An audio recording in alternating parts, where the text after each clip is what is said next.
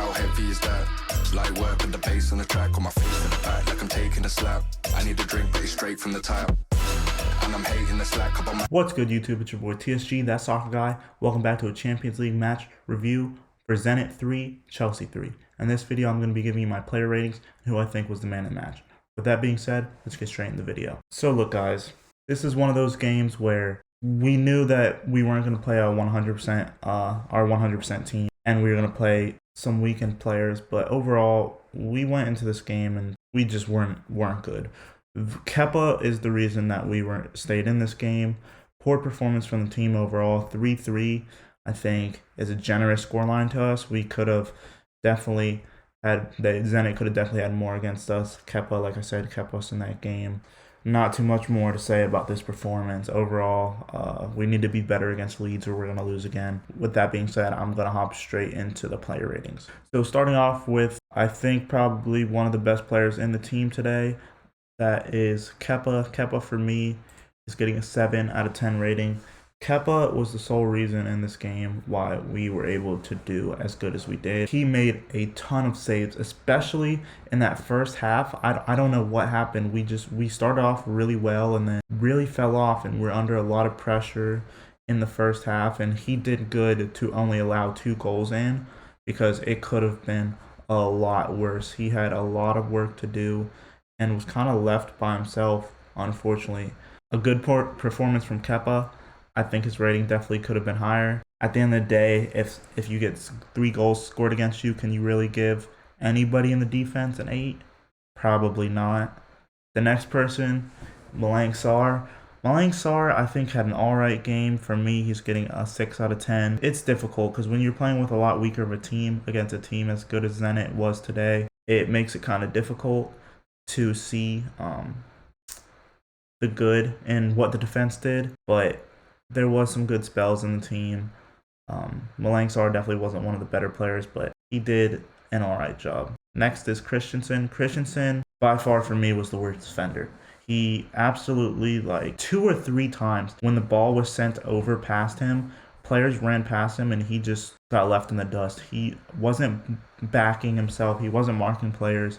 He wasn't paying attention to people's movements. Overall, very poor performance from Christensen. 5 out of 10. Same for Aspi. Aspi, like, in this game, kind of had a lot of issues. He wasn't doing that good. To be fair, the midfield wasn't the greatest today, but he just wasn't able to do much of anything. A 6 out of 10.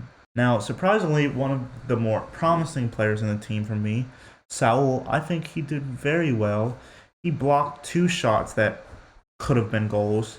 Overall, this was probably the best performance by Saul.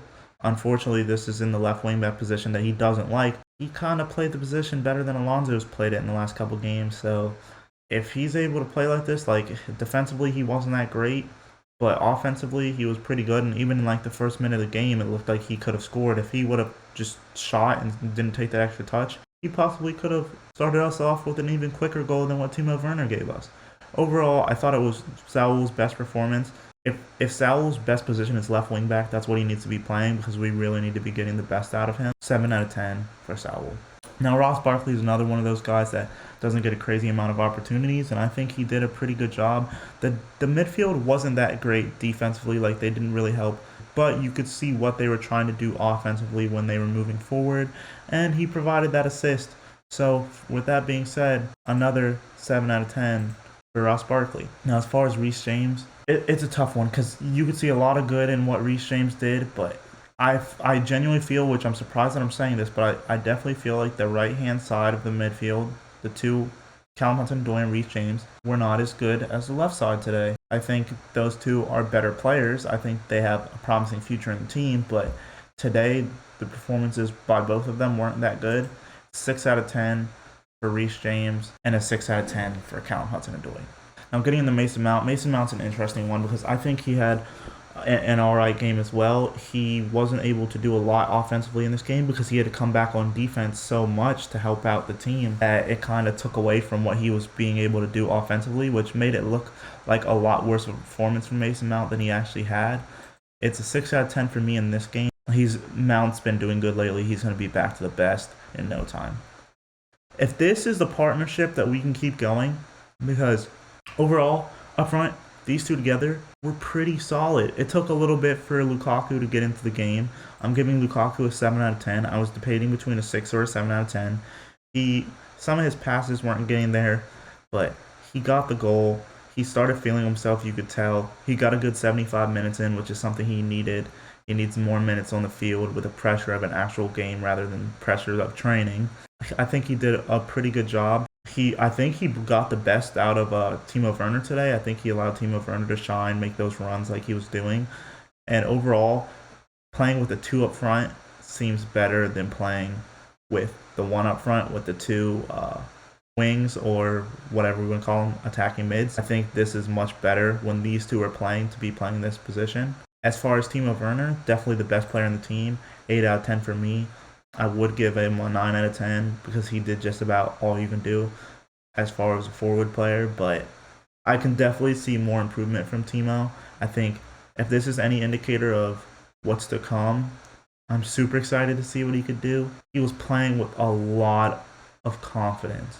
Like, you could tell even after the first goal, confidence started building, and then whenever he got the second, you could tell how happy he was and how much it meant to him. He wants to play for this team. He wants to do well, and he wants to show that he's good enough to be in this first team, which I truthfully think he is good enough to be in this first team. If he's able to pull out performances like that, and if Timo Werner and Romelu Lukaku both can get firing and they can play off of each other, that is a deadly strike partnership right there. If we can have them both start firing like he did at Leipzig and Lukaku did at Milan, it's going to be a scary proposition for teams to go against us. As long as they stay fit, I think they should be starting against Leeds. They both played good enough, and Lukaku got a little bit of rest for the rest of the game. So as long as training goes good, I don't see why he wouldn't play. Overall, very good from both of the two. I can't say I'm happy with the team performance today. We should have done much better. The first half, after we scored, we kind of just let them press us, and in the midfield, I think, looked the worst off because of that. And then the over-the-top balls that they were sending in, the defenders weren't handling them. And the only shining light, I'd honestly say, out of the midfield and the defense, goalkeeper. The goalkeeper, Kepa, kept us in this game. It could have been 4, 5, 6 goals against us, 6-3. Like, he honestly kept us in this game. Overall, great performance from Kepa. As far as the subs, Alonso, I feel like, came to the game, didn't do a crazy amount. I mean, he wasn't as tired, obviously, coming to the game as Saul was, so he provided some extra energy, I guess. 6 out of 10. Havertz as well, I'd probably give a 6 out of 10. He came on. Didn't have a crazy amount of time to work. If he wants to make it into this team, he's really going to have to start picking up, because if Timo and Rom start firing, I don't see him getting a lot of minutes. 6 out of 10. Ziyech is another one who came on. He kind of took control and was doing very well in the midfield whenever he did come on. He kept Zenit on the back foot a little bit more, it seemed like. When he came in, his passes, his creativity kind of had them guessing a lot. So overall, not bad from him, but not his best performance either, a 6 out of 10. I'd say the shining light off the bench, Pulisic, he came on, provided a lot of pace, a lot of energy, and Timo Werner get his second goal. So I'd say a 7 out of 10 for him, and if we can be using him off the subs bench, or potentially even having him in Mason Mount's spot, I don't know how that would work, because I think Mason Mount should be in this spot. I think if he can get his passes going to Rom and Timo, that's going to be a perfect front three for us. Being able to bring somebody off the bench like a Ziyech, a Pulisic, a Havertz is going to be really good for the team. Overall, not the greatest performance. We need to do better against Leeds, or like I said before, we're going to lose. Look forward to my review video and preview video coming up at the weekend for that. And with that being said, that is all from me for this one. It's been your boy, TSG, That Soccer Guy, signing out. How heavy is that? Light work with the bass on the track, on my face to the back like I'm taking a slap. I need a drink, but it's straight from the tap. And I'm hating the slack up on my